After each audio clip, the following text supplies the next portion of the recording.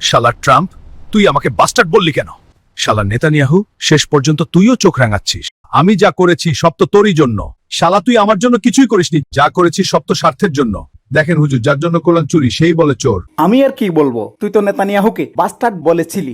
দেখেন হুজুর, এই শালা আসলেই একটা বাস্টার্ড। বাস্টার্ড আমি নয়, আসল বাস্টার্ড তুই। তোরা কি শুরু করলি? আমি এখানে তোরা দুই কুত্তার ঝগড়া দেখতে আসিনি। তাহলে আপনি আমাদের কেন ডেকেছেন? হুজুর, ট্রাম্প আমাকে বাস্টার্ড বলল কেন? আসলে তোরা দুইজনই বাস্টার্ড।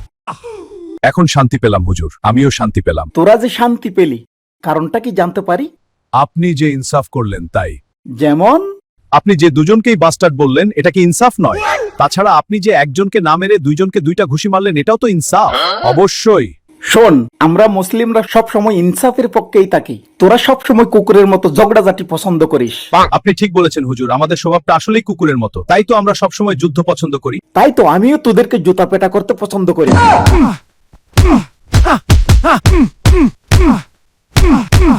ওরে বাপরে, নিজে বাঁচলেই বাপের নাম, আগে আমি পালাই। হে আল্লাহ, আজকের এই বিপদ থেকে বাঁচতে পারলে আগামী জুম্মায় সিন্নি দেব।